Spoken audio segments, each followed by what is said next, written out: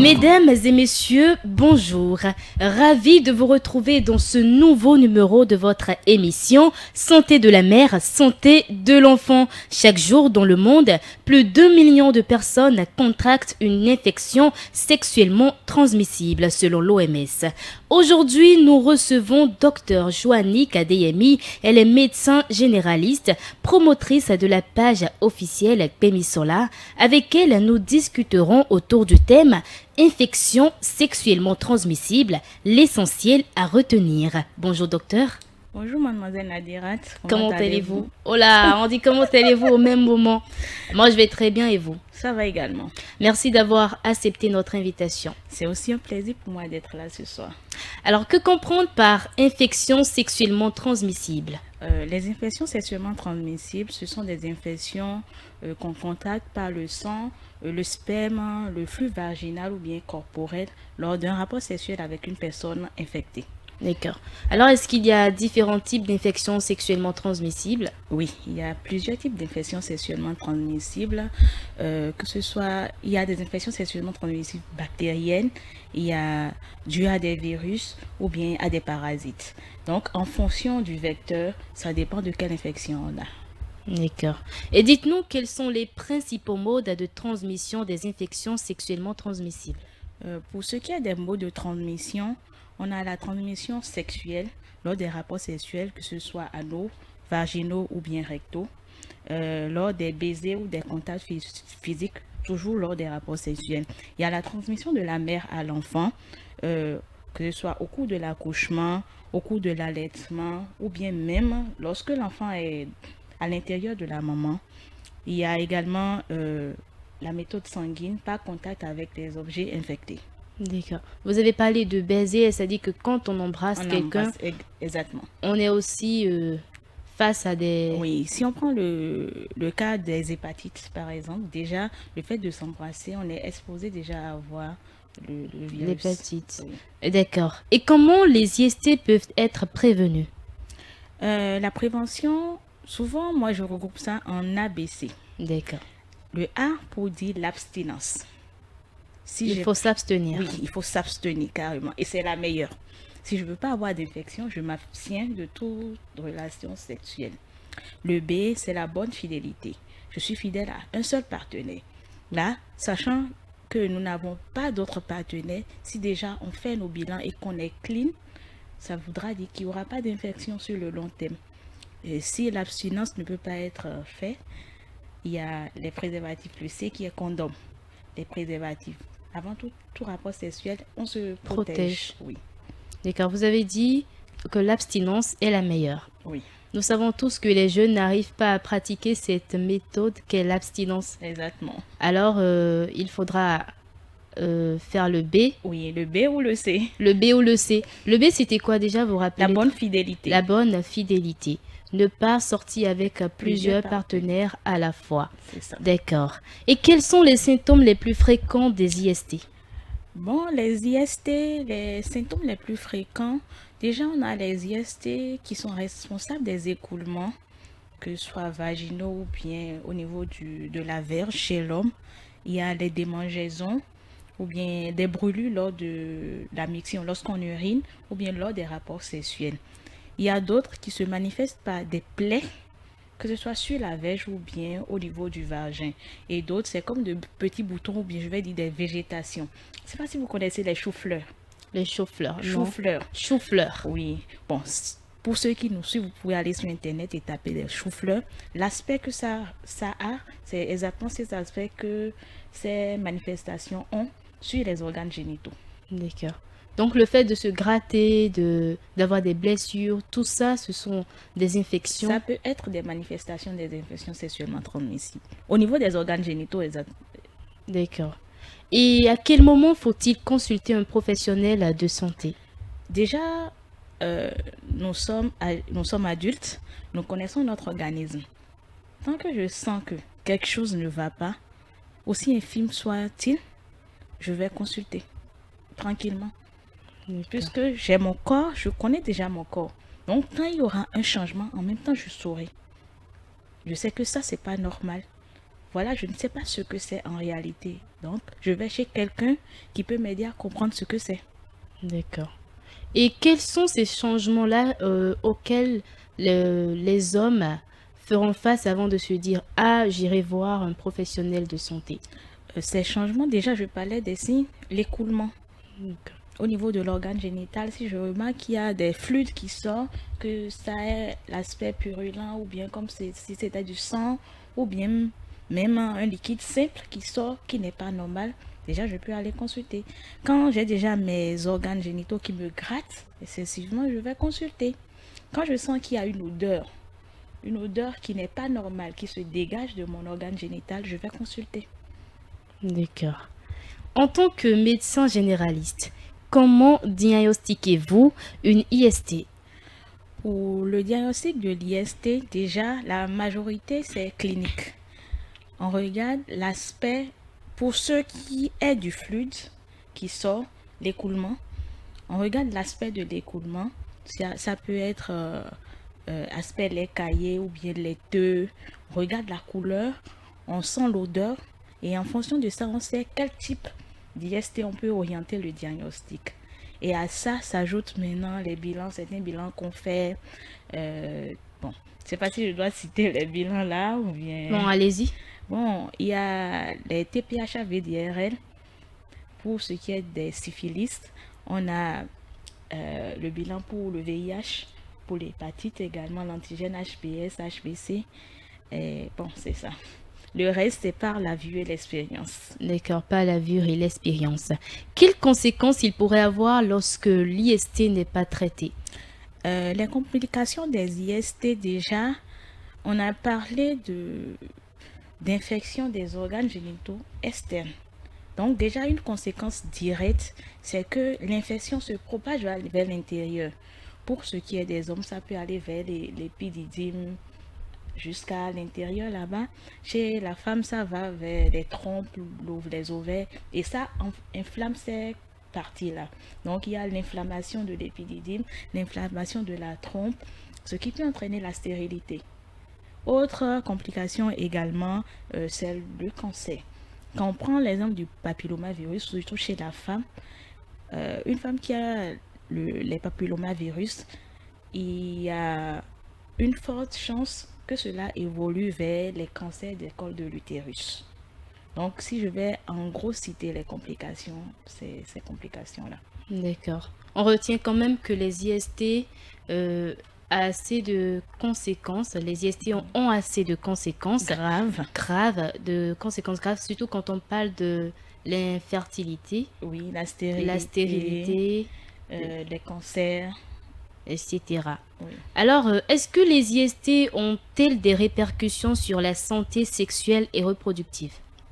Bien évidemment. Dans les signes tout à l'heure, j'ai cité les démangeaisons. Si tu as ton organe qui te démange, je ne vois pas comment tu peux aller te remettre à un homme pour avoir des rapports sexuels. J'ai parlé des douleurs lors des rapports sexuels, des douleurs lors de la pénétration.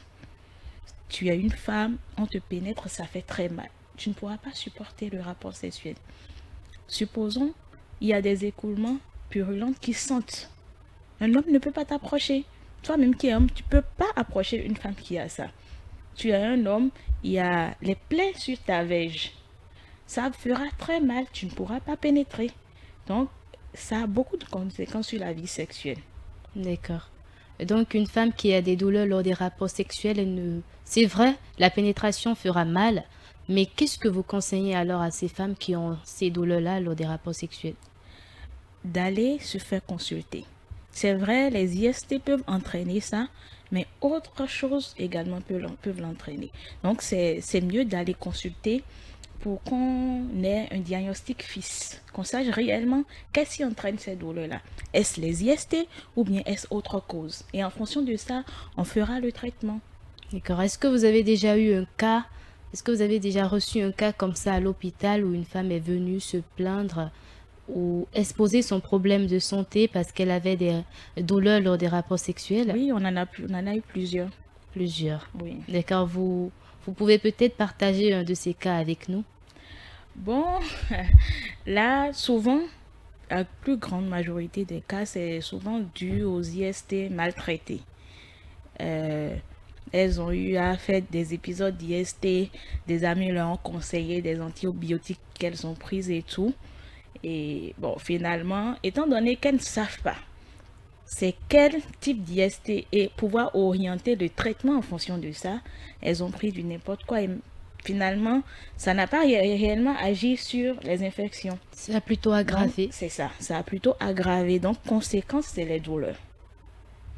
D'accord. Certaines infections sexuellement transmissibles peuvent aussi se transmettre de la mère à l'enfant pendant la grossesse, à l'accouchement et lors de l'allaitement, vous l'avez dit à l'entame de cette émission. Comment cela est possible? Bon, on sait déjà que chez l'enfant, au cours de la grossesse, il y a une relation, je vais dire, il y a un lien entre la mère et l'enfant, il y a par le placenta.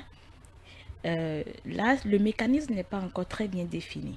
Ce qu'on sait, c'est qu'il y a dans les fluides, dans le sang, dans les liquides qui s'échangent par le cordon ombilical, il y a quand même le virus qui est dans ces fluides-là. Il y a des virus libres qui se promènent et tout. Donc, le mécanisme par lequel ça passe de la maman au fœtus, ça, c'est pas encore réellement défini. Pour ce qui est de lors de l'accouchement, là, on sait que dans les fluides, il y a le virus. Donc, souvent, c'est par voie oropharyngée, par le nez. Le fœtus est dans le liquide. Donc, c'est qu'il inhale un peu de liquide. Donc, là, l'enfant peut avoir le virus directement. Au cours de l'allaitement prolongé, surtout, toujours dans le lait maternel, il y a toujours le virus. Donc, Toujours dans le lait dans le lait maternel. maternel, quoi. Il y a le virus. Donc, à force de donner le lait de façon répétée à l'enfant finit par contracter le virus. Donc, D'accord. c'est à peu près ça. D'accord. Alors, est-ce que il y a des traitements disponibles pour les différentes infections sexuellement transmissibles? Oui, il y a des traitements disponibles pour toutes les infections sexuellement transmissibles. Maintenant, reste à savoir c'est quel type d'infection pour savoir si ça guérit ou bien si c'est juste pour, euh, je vais dire, calmer le virus, pour mettre le virus en mode dormant. Si on prend l'exemple du VIH, on sait qu'il n'y a pas un traitement curatif du VIH, mais il y a des médicaments pour permettre à quelqu'un de séropositif de vivre normalement sans que son état n'affecte son mode de vie. Donc, bien sûr, il y a des traitements. Et quand vous parlez de mode de vie, c'est-à-dire ses partenaires et... Oui, que ce soit ses partenaires pour qu'ils puissent aller au travail, qu'ils soient comme nous, quoi. D'accord. Vous pouvez voir quelqu'un séropositif qui prend bien ses médicaments, qui est bien portant comme vous et moi, et vous ne saurez même pas. Quelqu'un qui est séropositif, est-ce qu'il peut tenir des rapports? C'est vrai, il peut tenir des rapports sexuels, mais comment faire pour ne pas contaminer sa partenaire? Aujourd'hui, il y a des médicaments disponibles pour les partenaires également, pour leur éviter d'avoir le virus lors des rapports sexuels avec le mari. Donc, dans ces cas-là, non seulement le mari est traité, mais également la femme. Donc, les deux partenaires sont traités. Et ainsi, chez la personne infectée parmi les deux partenaires, le virus est en stade dormant, c'est-à-dire que ça ne s'exprime pas, ça ne peut pas infecter. Mais également chez le second partenaire qui n'est pas infecté, le médicament permet quand même d'avoir une ligne de défense au cas où il y aurait quand même une petite faille du côté de son conjoint infecté. D'accord. L'enfant aussi n'aura forcément pas d'infection. Non, pas forcément. Si c'est une Il ne femme, pourra pas avoir le VIH-Sida pas quand... forcément. Si on suit très bien la femme, si elle est sous les ARV et qu'elle suit très bien ses visites, l'enfant peut ne pas avoir le VIH. D'accord. Et ces traitements sont-ils réellement efficaces? Oui, ces traitements sont efficaces. Ces traitements sont à 100% efficaces, que ce soit pour le VIH ou bien pour les autres infections sexuellement transmissibles. Mais ce qu'il y a à savoir, c'est que quand vous avez une infection sexuellement transmissible, c'est pas pour rien, il y a des écoles de médecine, c'est pas pour rien, il y a des médecins et tout. Donc, vous ne savez pas c'est quel type d'infection vous avez. Est-ce viral? Est-ce bactérienne? Est-ce parasitaire? Or, pour ces trois que je viens de citer, il n'y a pas le même traitement. C'est pas le même traitement. Si je prends l'exemple des bactéries, ça, c'est les antibiotiques qu'on donne. Les virus, on donne des antirétroviraux. Les parasites, on donne des antiparasites. Ce n'est pas les mêmes classes de médicaments. Et même si je prends parmi les bactéries où on donne les antibiotiques, ce n'est pas pour toutes les bactéries qu'on donne les mêmes antibiotiques. Donc, en fonction de quelle bactérie c'est, il y a son antibiotique. Donc, pour quelqu'un qui ne maîtrise pas ça, parce que oui, son ami avait eu ça et on lui a prescrit tel médicament à l'hôpital, lui-même il va prendre ça. Finalement, le médicament n'est pas efficace. C'est vrai, ça peut agir légèrement, mais ça ne tue pas réellement les bactéries ou bien en tout cas, l'IST, ça ne tue pas réellement. Là maintenant, au fur et à mesure de répéter ces antibiotiques, de prendre tout le temps les antibiotiques, ça donne finalement des résistances D'accord, donc aux les infections antibiotiques. sexuellement transmissibles ne vont pas disparaître complètement. Non, puisque ce n'est pas le médicament adapté ou la dose adaptée. D'accord. Je ne sais pas si vous me comprenez. Donc, si le médicament n'est pas adapté au virus, si la dose également n'est pas adaptée, au fur et à mesure que vous prenez ces médicaments-là, les virus ou bien les bactéries se renforcent, c'est-à-dire ils se préparent. C'est comme si je prends l'exemple, s'il y a la guerre, vous allez pour faire la guerre à un pays. Vous allez premièrement, vous n'êtes pas nombreux parce que vous ne connaissez pas le nombre de personnes qu'il y a dans le pays. Donc, vous essayez de tuer un peu. Prochainement, ceux que vous êtes allés attaquer vont se préparer à une nouvelle En attaque. conséquence. Donc, ils seront plus forts qu'avant. Et vous prenez encore le même nombre avec la même force pour partir encore attaquer. Donc, finalement, On vous ça ne tue. va rien faire. On vous tue. Donc, c'est comme ça les bactéries aussi agissent. Au fur et à mesure les antibiotiques sont ingérés, ils développent des résistances. Ils acquièrent plus de force. Avec cette force, maintenant, les médicaments qu'on prend ne pourront plus agir. Donc, de là, maintenant, ils vont dire oui, on a été traité et tout, et ça n'a pas été efficace. Non, c'est pas que ça n'a pas été efficace, mais c'est juste que vous n'avez pas pris ce qu'il faut comme médicament. Ou bien vous n'avez pas pris la dose qu'il faut comme médicament. Ou carrément, vous n'avez même pas pris le médicament qu'il faut. Donc, oui, les médicaments des infections sexuellement transmises sont très très efficaces, mais c'est à nous de savoir comment l'utiliser. C'est à nous de savoir que oui, si j'ai ça, je dois aller à l'hôpital. C'est un médecin qui doit me prescrire ces médicaments. Je ne dois pas m'automédiquer.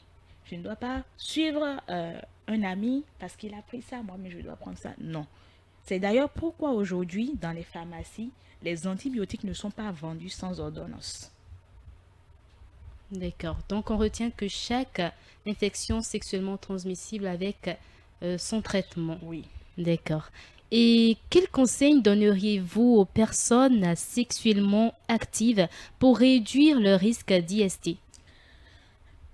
Mon conseil, c'est juste la prévention. Je l'ai cité tout à l'heure, la méthode ABC. Déjà, on a parlé de personnes sexuellement actives. Ça veut dire que la méthode A, c'est pas dedans. Si je suis sexuellement active, soit je suis fidèle à mon partenaire. Nous deux, on est fidèles. Là, on sait au moins qu'il n'y a pas de porte d'entrée d'infection. Si je ne peux pas être fidèle à mon partenaire, alors je me préserve. Pour ceux qui sont des infections qui se transmettent par rapport sexuel direct, c'est-à-dire je prends toutes les autres infections sauf les hépatites. Parce qu'on sait que les hépatites, déjà, par le contact corps à corps, on peut l'avoir également. Donc, pour les autres, je me préserve. Il y a le préservatif qui est là. Le préservatif est à 99% efficace. Le préservatif est là. Chaque fois, si j'ai plusieurs partenaires, chaque fois, je vais faire un bilan médical pour savoir, oui, quel est mon état. Pour les infections qui ont des vaccins, je me vaccine. Donc,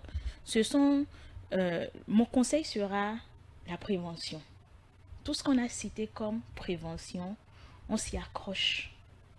En fonction de ma disposition, Si c'est le A, je peux faire, je choisis le A, l'abstinence. Si c'est le B, je choisis le B, la bonne fidélité. Si je ne peux Le pas faire C. ça, le C, je me préserve. Je fais mes bilans et j'essaye néanmoins de faire tout pour que mon partenaire également, je connaisse son statut, si possible. Bon, c'est vrai pour les coups d'un soir, on ne peut pas dire cela, mais ce sera à moi de prendre mes dispositions. L'hépatite, il y a des vaccins pour l'hépatite. Ça, je sais que c'est le corps à corps. Le corps à corps peut donner ça. Donc, je me vaccine pour l'hépatite. Pour le reste, j'exige un préservatif. D'accord. Donc, c'est ça. Le reste, on parle bien sûr du VIH-Sida, Des infections bactériennes, virales, parasitaires et autres. D'accord. Et comment aborder le sujet des IST avec les adolescents et les jeunes adultes? Je pense qu'aujourd'hui, la sexualité en général ne doit plus être un sujet tabou. Puisque déjà les enfants à la maison, avec les réseaux sociaux, savent déjà ce que c'est que le sexe. Donc, j'aimerais quand même que, à partir d'un certain âge, ou je dirais déjà à partir de la puberté, les parents sachent comment parler avec leurs enfants, qu'on ne leur cache rien. C'est en cachant que l'enfant cherche à savoir ce que c'est. Mais si je lui montre ce que c'est, je lui montre les conséquences, il sait que oui, je ne dois pas faire ça parce que ça donne ça. Bon, il n'ira pas là-bas parce qu'il sait ce que c'est, il sait ce que ça peut entraîner. Donc, pour ce qui est de la sexualité, des IST, directement déjà à la puberté, on doit leur parler de ça. On doit leur parler de ça. Quels sont les différents types d'IST? Qu'est-ce que c'est que les IST? Comment on a les IST? Qu'est-ce que ça entraîne? Et autres.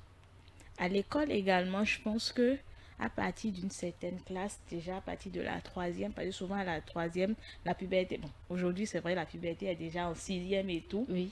mais à l'école déjà, à partir de la troisième et tout, on peut plus renforcer l'éducation sur la sexualité.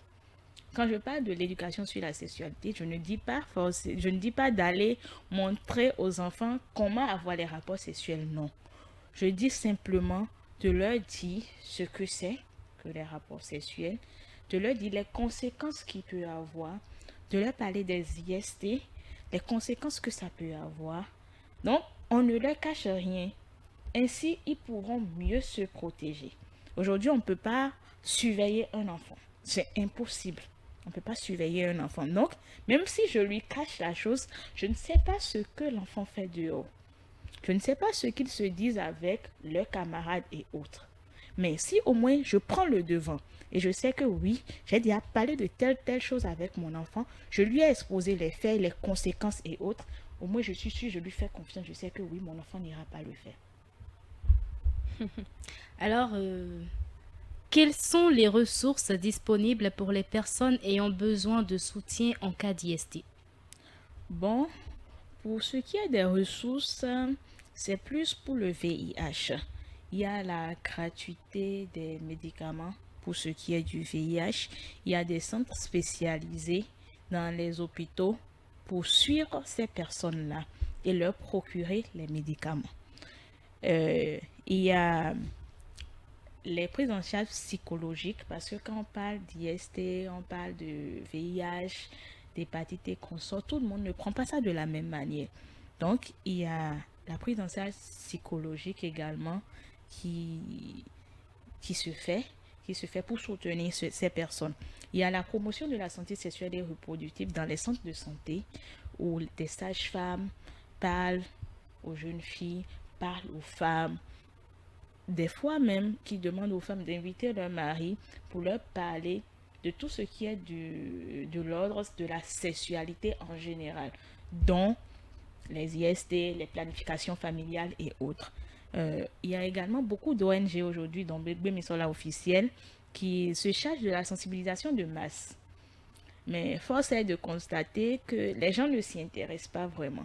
S'ils ne sont pas face à la chose, ils ne veulent pas savoir ce que c'est. Donc, c'est vrai, je ne dirais pas qu'il y a réellement manque d'informations.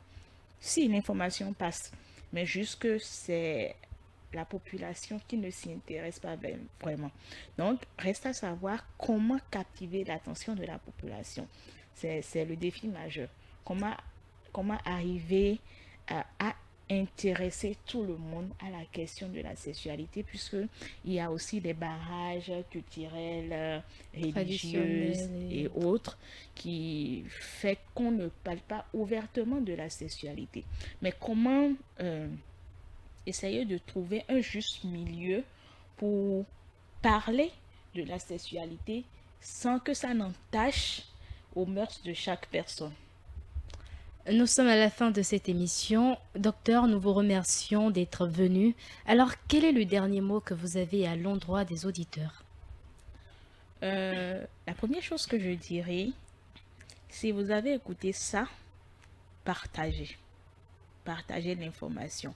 Aujourd'hui, c'est les réseaux sociaux qui priment.